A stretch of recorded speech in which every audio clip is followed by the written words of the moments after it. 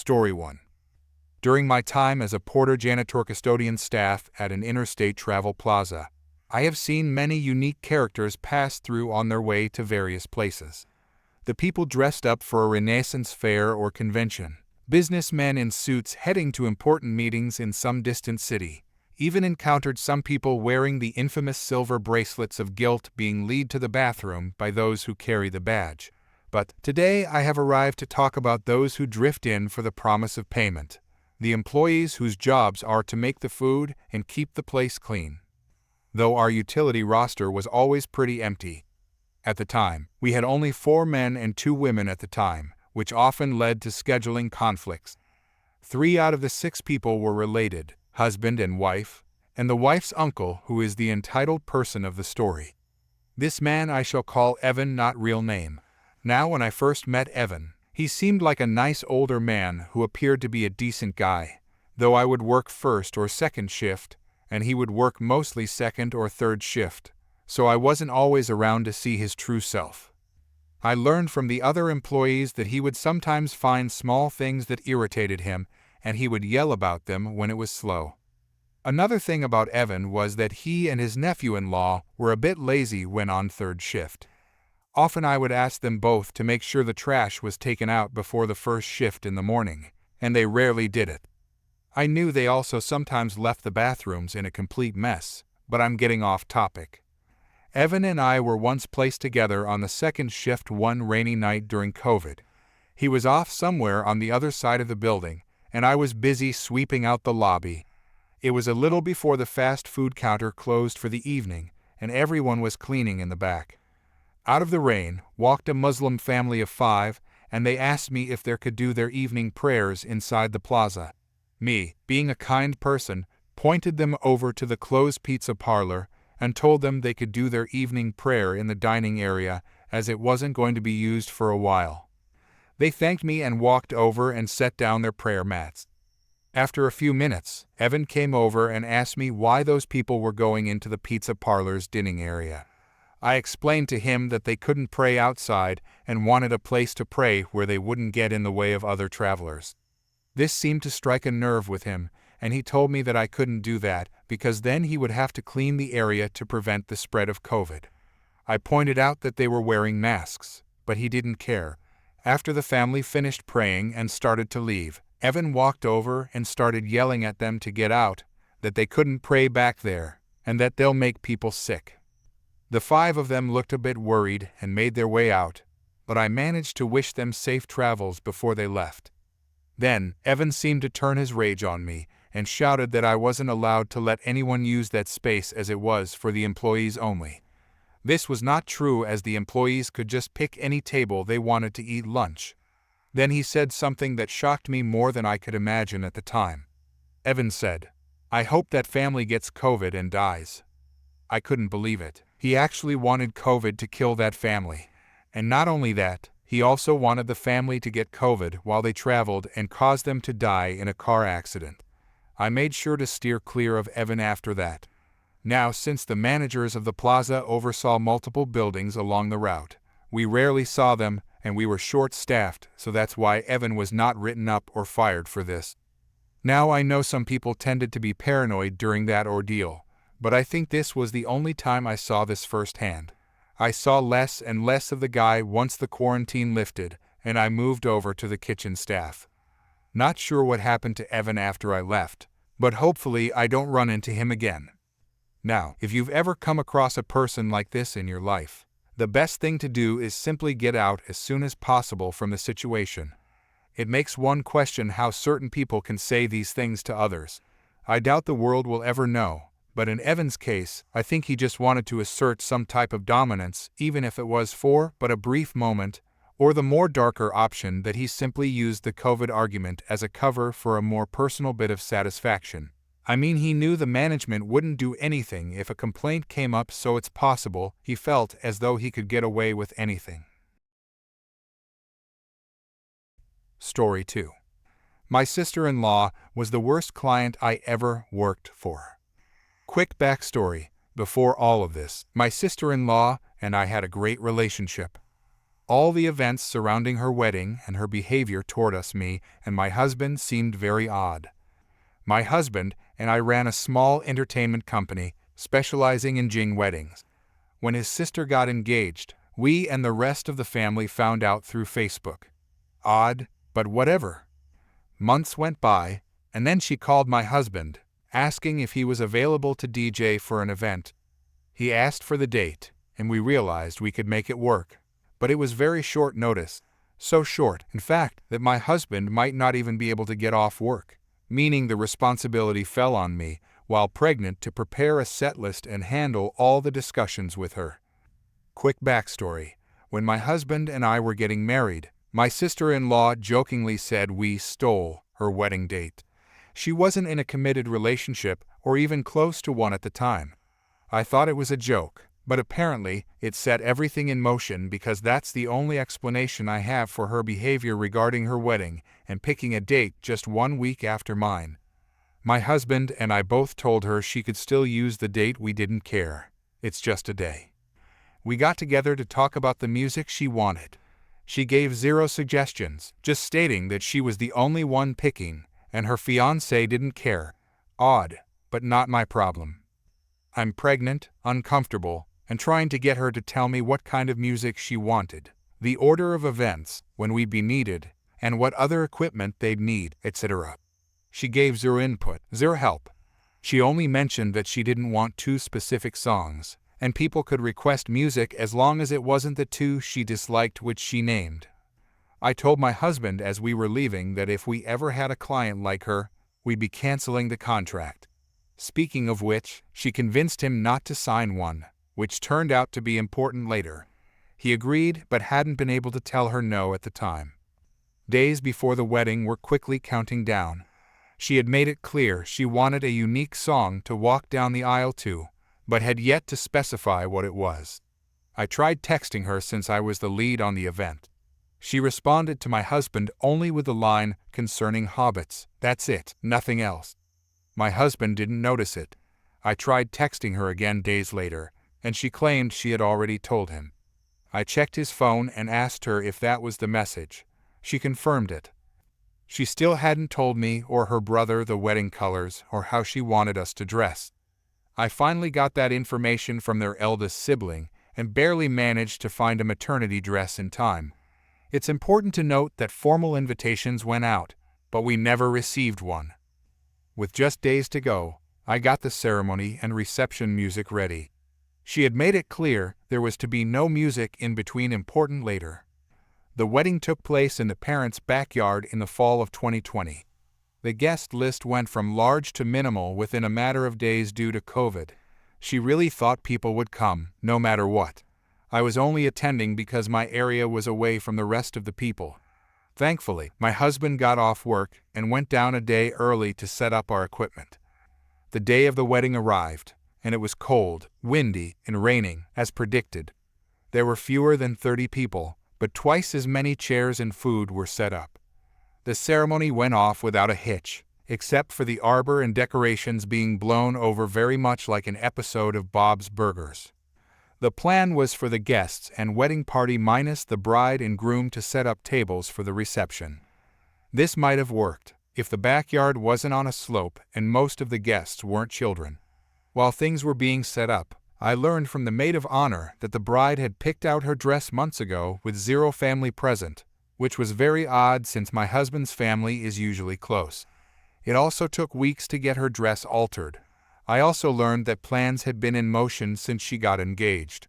Another sibling's spouse made the wedding cake and a cheesecake for the event. The groom was allergic to eggs, so that part was tricky, but they managed it, and they were paid. Meanwhile, we were literally an afterthought. Either she didn't care about us or believed we'd do everything without question.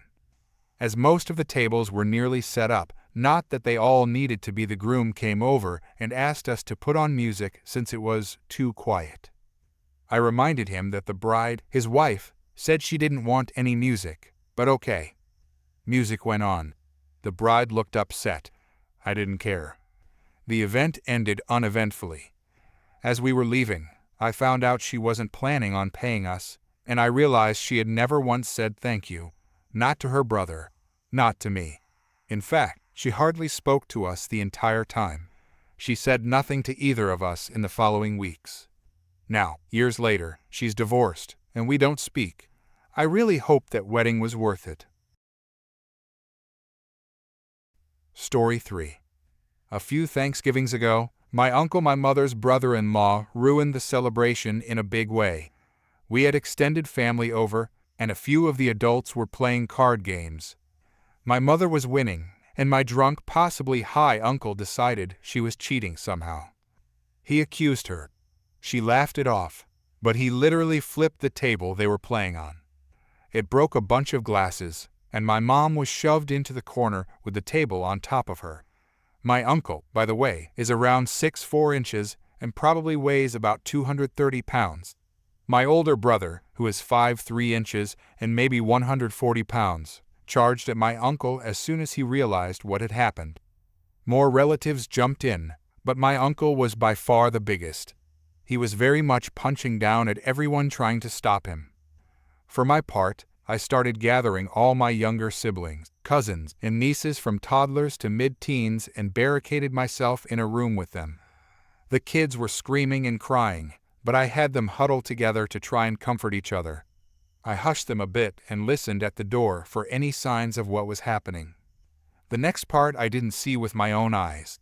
Apparently, my brother was beaten down by my uncle. My cousins and father tried to chase my uncle out of the house. They wrestled down the hallway and eventually crashed into the door I had barricaded myself and the kids behind. But thankfully, they didn't break it down. Once they got my uncle outside, they locked the screen door to keep him out, maybe to try to calm him down. The screen door we have is made of metal mesh with metal framing as support. However, my uncle was not going to let that stop him. He slammed on the door until the screen broke off of the metal bars in one corner. This is supposedly when my dad brought out a machete and chased him off the property. I don't know why my dad had a machete. It was literally still in the packaging before he brought it out for this event. My mom's sister went out to drive around and find her husband, leaving 3 of her children stranded at our house. Of course, the party was obviously over. When the dust settled, my mother had some minor scrapes and aches from being pushed over. Our door was broken. My brother's eye was swollen shut, and my father was furious. This led to another sequence of events a few weeks later. The oldest daughter of the offending uncle was having her first child and had planned a baby shower at her parents' home. All of my cousins have a really close bond with my mom, as she has always opened our home to them whenever they needed a place to stay or someone to talk to. So my cousin really wanted my mom to be at her baby shower. The only problem was that my uncle had never apologized. My mom's sister even told my mom that no apology was necessary and that she just needed to get over it. My mom's sister also mysteriously had some bruising on her face when she came to talk it over with my mom. She even implied that her husband's reaction was justified and that maybe my mom shouldn't have cheated. To be clear, my mom did not cheat. She just doesn't drink or use any substances, so it's easy for her to beat a few drunks at blackjack. Anyway, my mom refused to go. My cousin pleaded with her, looking for any kind of compromise. My mom gave her 3 options. Either my uncle wouldn't be present at the shower, he would apologize, or she would not show up. This upset my cousin to the point where she began talking badly about my mom to the rest of the family. My younger siblings, who mostly hadn't been informed of the extent of the drama I had managed to shield them enough from the actual event, were excited to go to the baby shower. After talking it over with my mom, she decided that I should just go and take my younger siblings with me. My older brother quite obviously didn't want to be involved. My mother thought the drama would die down if she let us show our faces there, and in a way, she was right. The baby shower was largely uneventful. My uncle basically stayed in his room the entire night. We didn't greet him when he made a brief appearance, and then we left. That side of the family wasn't invited to any of the family gatherings we hosted for the next couple of months, except for some of my cousins. Eventually, though, my mom's sister came around again, and then my uncle came around again. They never apologized. They just showed up less and never stayed at a party for very long. My family seems to forgive anything. Oh, and our screen is still broken. Story 4. Let me tell you about the most bizarre and unsettling experience I've had in my 5 years of working in the skies. I'd always been fascinated by travel and different cultures, which is what drew me to become a flight attendant in the first place. After college, where I studied hospitality management, I applied to several airlines and eventually landed a job with a major carrier. The training was intense, but I loved every minute of it. Learning about aircraft safety, emergency procedures, and customer service felt like I was preparing for an adventure. For the first few years, my job was everything I'd hoped it would be. I got to visit cities I'd only dreamed of, meet people from all walks of life, and even picked up bits and pieces of different languages. Sure, there were challenging passengers now and then, but nothing I couldn't handle with a smile and some patience. That all changed on a routine flight from New York to Los Angeles. It was a full flight, as usual, and we were busy getting everyone settled in for takeoff. I was working my way down the aisle, checking seatbelts and making sure everything was secure when I came across the strangest pair of passengers I'd ever seen. There was a woman, probably in her mid-30s, dressed in what I can only describe as a mishmash of styles. She had on a floral print dress that looked like it came from a thrift store, paired with muddy boots and a denim jacket that had seen better days. Her hair was a mess, and she wore thick, dark sunglasses even though we were inside the plane. Next to her was a toddler, a little girl who couldn't have been more than 3 years old. In stark contrast to the woman, the child was dressed immaculately in a cute little sundress and shiny patent leather shoes. As I approached their row, I noticed the little girl was crying softly. I knelt down beside them, ready to offer some comfort or assistance. "Me, is everything all right here? Can I help with anything?" The woman barely glanced at me, her attention fixed on her phone. "Woman, she's fine. Just being fussy." I turned my attention to the child, who looked up at me with tear-filled eyes. Me, "Hey there, sweetie. What's wrong?" Before the little girl could respond, the woman suddenly thrust her towards me. "Woman, here, take her. I need to get some sleep." Caught off guard, I instinctively took hold of the child to prevent her from falling. The woman immediately reclined her seat and closed her eyes. "Me, ma'am, I'm sorry, but I can't take your child. We're about to take off, and she needs to be in her seat with her seatbelt fastened." The woman cracked open one eye and glared at me from behind her sunglasses. "Woman, don't be such a witch. Just take her for a while. I haven't slept in days." I was stunned by her behavior. In all my years as a flight attendant, I'd never encountered a parent so eager to hand off their child to a complete stranger. "Me, I understand you're tired, but it's not safe or allowed for me to take your child during the flight. She needs to stay with you." The woman sat up abruptly, her face contorted with anger. "Woman, listen here, you little brat. I said take her. If you don't, I swear I'll murder you." Her words sent a chill down my spine. This wasn't just entitled behavior. Something was seriously wrong. I held the child closer, suddenly very concerned for her safety. "Me, ma'am, I'm going to have to ask you to calm down. Threatening a crew member is a serious offense." I looked around, catching the eye of my colleague who was a few rows back. I gave her a subtle nod, our pre-arranged signal for when we needed security assistance. She understood immediately and made her way to the front of the plane to alert the captain. The woman must have realized she'd crossed a line because she suddenly changed her tune. "Woman, oh, I'm sorry. I didn't mean that. I'm just so tired. Please, can you just watch her for a little while?" But the damage was done. My instincts were screaming that something wasn't right. The way she'd threatened me, her odd appearance, and her complete disregard for her child's well-being, it all added up to a very troubling picture. "Me, I'm afraid I can't do that.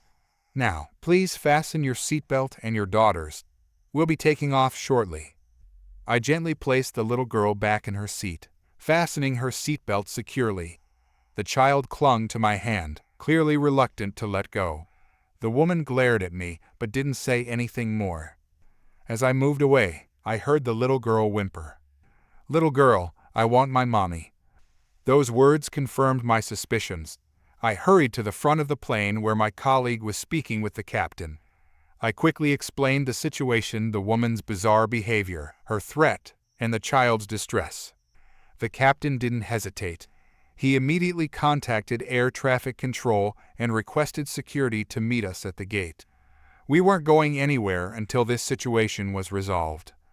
As we waited for security to arrive, I kept a close eye on the woman and child. The woman seemed agitated, constantly checking her phone and glancing nervously around the cabin. The little girl had stopped crying but looked scared and confused. When security boarded the plane, the woman tried to make a run for it, but there was nowhere to go. She was quickly apprehended, all while screaming that we couldn't do this to her and that the child was hers. It turned out that our instincts were right. The woman wasn't the child's mother at all. She was the child's aunt, and she had kidnapped her from her sister's home just hours before the flight.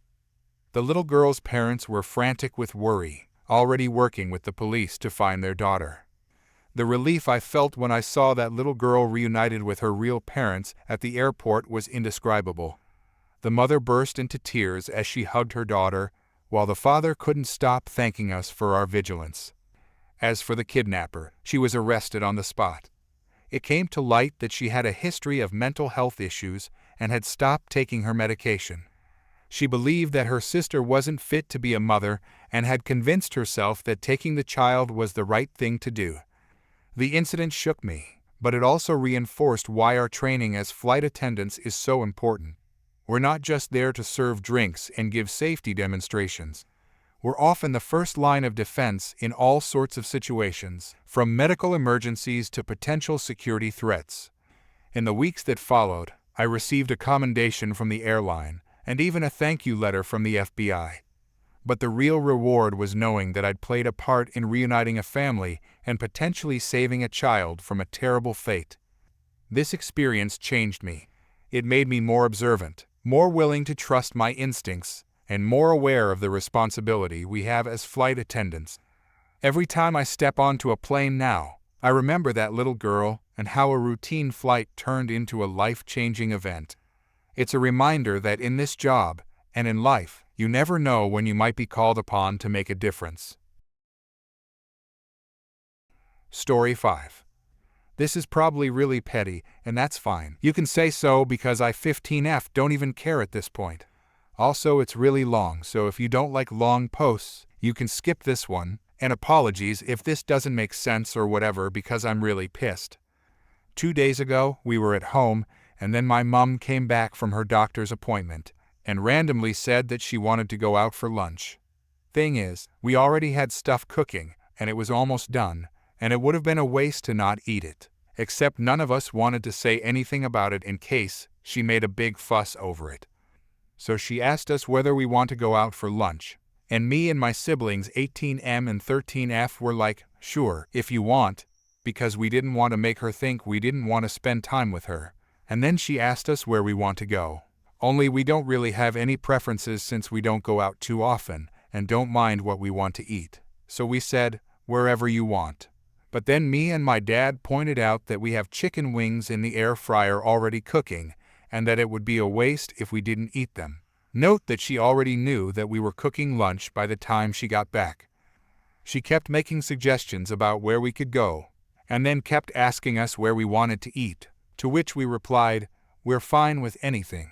But she still didn't choose a place. I told my dad really quietly, I think she really wants to go out, but is being indirect about it. Why don't we just choose somewhere random and eat there and eat the stuff we're cooking for dinner? But she must have thought I was making a rude comment or something because she demanded, what did you say? I said, oh no, I just thought you really wanted to go, but didn't want to say in case we didn't want to, and suggested that we just choose somewhere and go.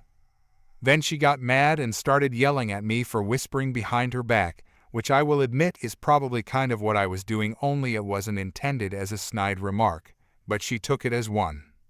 Then she got really mad and started saying stuff like, Oh, this family is so ungrateful because the kids never appreciate anything we do for them, and if you don't appreciate us trying to do something nice for you, then F you. This isn't the first time she's used swears on us. My brother was in his room when he heard the F.U., and he came outside and asked her what she said. Then my mum said, "I just said if you don't appreciate what we're doing for you, that's fine." And he said, "No, not that bit, the last bit." And she wouldn't tell him, and started telling him off for pressing her when she didn't want to talk about it. Later, when I thought she wasn't in earshot, I pulled my brother over and told him what she said, because I knew he wouldn't be satisfied until he knew. Note that I didn't realize she could hear me, and this was probably a stupid thing to do, but I was already annoyed at the time and didn't think it mattered at that point. Not when everyone was already annoyed too. After that, my mom started going on and on about us for not being grateful and being rude and stuff, and started asking my dad why he wasn't defending her. Then the whole thing escalated into a massive argument between them, and in the end, my dad went out to go somewhere quiet while my mum and brother had a conversation about the whole pressing her for the FU thing. Once my dad came back, everything was okay for a little bit. But then my mum wouldn't talk to me for some reason. At that point, I was still pissed at her, so I didn't really care and didn't think anything of it. I think this bit was my fault, but anyway, then yesterday my dad called me to the kitchen and told me that he wanted me to apologize to my mum. And still being annoyed, I just mumbled that I was sorry, even though I didn't even intend for her to hear the whole "it was F you," and didn't intend to make any snide remarks either. Then she wanted me to come over to talk about it, and I just went over, but I think she could tell that I didn't want to talk about it, and started lecturing me on having bad attitude and how I probably wasn't even sorry in the first place. Truth is, I was kind of sorry, but I didn't want to let her know in case she thought it meant that none of it was her fault in the first place. She started calling me wicked. We are Christian, so that's probably why, and said stuff like, "How could you have so much evil in your heart?" and "I couldn't even imagine doing that to my own parents." Of course, I didn't want to apologize after that since she was making a bigger deal out of the situation than necessary. My dad came to my room to talk to me after a few minutes, and I was already a mess by then. And at that point, I was so angry that I told him I wasn't going to apologize if she was going to act like that. I think apart from the attempt at an apology, I said like 3 words to my mother the whole day. I still haven't said anything, and I'm not going to, because then what will likely happen is that she will think she got away with causing a fight. Side note, in all my 15 years I haven't actually heard her apologize to anyone once. This morning my dad told me that I had to be at least start talking to her by the 9th, because that's when we're going on holiday. He said I had to be a good daughter and be nice to her since she's my mother, without giving any other reasons. Personally, I do not think that this is a good reason to let her get away with anything, because being ejected from someone's loins does not qualify them for unconditional love. He then threatened me with making me stay in the same room as her on holiday if I didn't at least say something to her. That's basically the end of the rant, because I don't want it to go on for too long. I might post an update if anything happens. Thanks for reading so far, and any advice is also appreciated. Story 6. Hello everyone. This is going to be a little long-winded because of the amount of background context, but I'll try to keep it as precise as possible. To summarize what I said in the original post linked above, my GF's 22 mother 45 hijacked Christmas Day as her own house party and ended up isolating us upstairs in our own house because of how uncomfortable we felt with all the people. She had promised us a Christmas Day lunch and dinner with only a couple of her friends joining us, which was fair as my best friend joined us as well with her permission. But it all ended up in a typical finger food style party with around 15-20 of her friends around that none of us knew. Her family, who was in the house, so me 20, my GF's sister 26, GF's other sister 24, and GF's cousin 34 spent the day debating on how to confront her about it. So, to update, when GF's mother's party was done, all 5 of us mentioned above sat her down and attempted to start a calm conversation to explain to her why what she did was wrong and hurt all of us simultaneously. My girlfriend got only one sentence out before her mother started getting defensive, trying to tell us all that we had actually agreed to her organizing the party and inviting this many people, chalking it up to all 5 of us collectively misunderstanding her. I'll spare you unnecessary details, but we basically got into a fight where the 5 of us attempted to talk to her calmly, and she only responded with yelling and refusal to hear our side of things and admit mistake. We never reached a conclusion because my GF's mother only provided a half-assed apology for the sake of ending the argument. We all then went upstairs and decided to call it a day because we were all emotionally exhausted. It's now 5 days later and things have escalated beyond my anticipation. GF's mother pretended to be all right for maybe a day, bringing up the fight now and then to random people in an attempt to get her point across that she was actually just trying to do a good thing. Yesterday, however, she knocks on mine and my girlfriend's door and says she needs to talk with my girlfriend. She goes to talk, but the moment the conversation begins, GF's mother is already raising her voice. Mind you, I don't speak their native language perfectly, so I did not understand much of the argument through 2 closed doors, but my GF explained to me the overall points. For one, GF's mother has apparently felt as though she is no longer a part of the home because of certain people.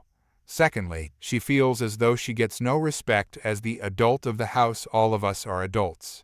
And finally, she feels as though my GF has changed in a bad way because of my influence on her and her views. All of this communicated through yelling on her side and by cutting off my GF if she tried to speak. To top it all off, just an hour after this fight, GF's mother packed a bag, dressed up her son, 12, heavily autistic, proceeded to scream at everyone in the living room about how she feels like she's living with strangers, and leaves. She has not yet been back, but has contacted GF's sister, 26, by message and GF's cousin on call to vent out her thoughts, once again through yelling her same points. All of us are exhausted and cannot deal with this fight any longer. Now for the background context. There are 6 of us living in the house. Me, GFV, GF's oldest sister D, GF's younger brother A, GF's mother S, GF's cousin T. Provides the rent for the house through benefits, but is currently unemployed. Me and D are the only ones employed full-time, and we most often pay for all the bills and buy the groceries. Our living arrangement is difficult because we're in a small house, but we make do because we all respect each other's space and most of us get along. The reason I moved in with my GF's entire family was because I fell out very suddenly with my toxic, narcissistic father a few months ago, and she and her entire family took me in with open arms. S's emotional state in the last couple months has been extremely difficult to understand and deal with. She has become short-tempered and extremely sensitive to absolutely everything, to the point where just one glance in her direction can set her off into some sort of spiral. She often starts fight over petty topics and continuously berates my GF specifically for being disrespectful of her as a person and mother. And while my GF admits that she has her moments of anger where she says things she regrets in arguments, she in fact looks up to her mother and respects her endlessly for everything she's done. We have all tried to be understanding with S. However, because she has communicated she's experiencing premenopausal symptoms, but she has crossed many lines in her conversations with us, all that none of us have wanted to tolerate or try to understand. S tends to self-victimize often, and she makes it a point to show us just how attacked she feels for weeks on end, or until someone apologizes regardless of fault. She also pulls the mother card quite often, even on me, stating that in her generation parents were respected, even when they didn't give children their respect. I have several problems with this, including the fact that I am not her child, and she can't treat me like one, that she can't treat her adult children like toddlers, and that it is not about generational respect, but empathy and coexistence in the house we share. It also claims that I personally have brainwashed her daughter into treating her poorly by speaking bad about her, which is simply not true. This woman took me in at my lowest point, and I will always have a certain degree of respect for her because of her kindness. But that doesn't give her a pass in talking about me like a nuisance and a guest when I pay for household expenses. I know my place in the house as a resident and a helper for the bills, and she doesn't treat me like one. S has become severely entitled, and all of us in the house agree that this change was abrupt and unprompted. We have all been feeling like she's treating us like trash, and she gets away with it by crying, screaming, and spinning the situation. None of us know how to handle it anymore because we've tried talking, tried meditating, and even bending over backwards to make this house comfortable for her again. But nothing seems to work. She's moving out in a few months, so me and Dee agree it's now just a waiting game where we have to pretend to coexist. But I am not sure that my GF and S will manage to keep that civil for so long. Edit. Some people seem to be misunderstanding. Me and DGF's oldest sister are the currently full-time employed people in the house. My GF and her cousin were also employed until recently, but had to leave for their respective personal reasons. GF's cousin is moving out tomorrow. Other than S, nobody that is currently living in this house unemployed is mooching off of me or D.